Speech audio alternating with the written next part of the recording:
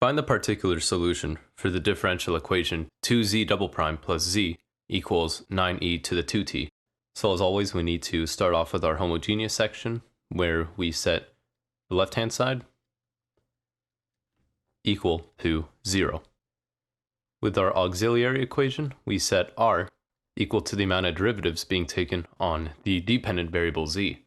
So z double prime is r squared. We leave the coefficients the same, and no prime means just leave the coefficient. So we have 2r squared equal to -1. Divided by 2, r squared equals -1/2. Taking the square root, r equals plus or minus rad -1/2.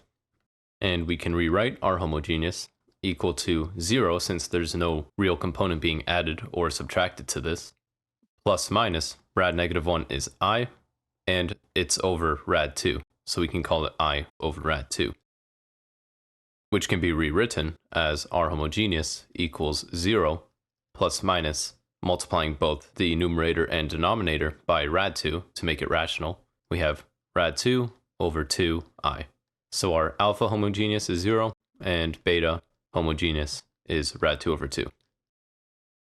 So moving on to the particular portion, there is no sine or cosine term, so we're good. It shortens the solution a lot, and it will take the general format of t to the power of s times a decreasing polynomial of degree m, a sub m times t to the power of m plus a sub m minus 1, t to the m minus 1, and so on and so forth until a sub 1 of t plus a sub 0 times e to the r particular t.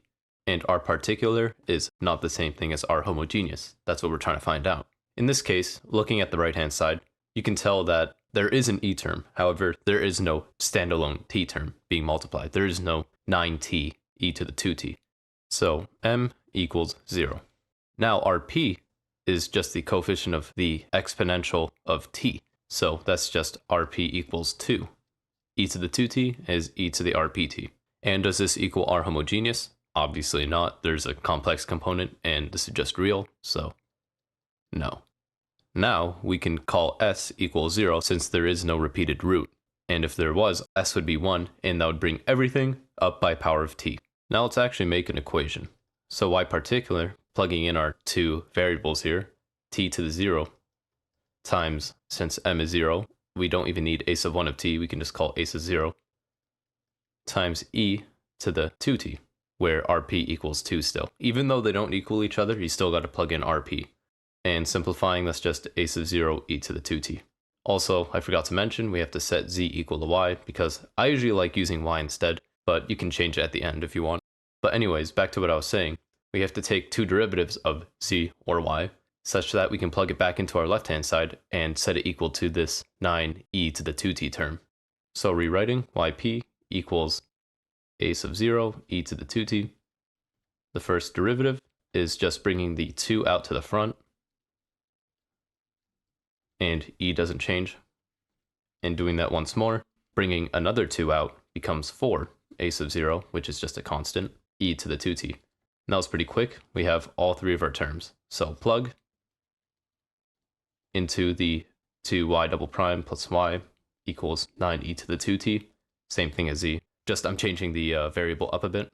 So 2y double prime is 2 times 4 a sub 0 e to the 2t plus y a sub 0 e to the 2t equal to our normal 9e to the 2t.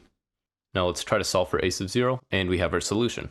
So distributing the 2 to the 4, that's 8 times a sub 0 e to the 2t plus a sub 0 e to the 2t. Equals 9e to the 2t.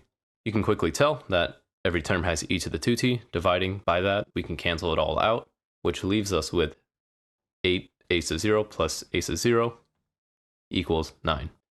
How would you look at that? 9 a sub 0 equals 9, which is a nice round number. So a sub 0 equals 1.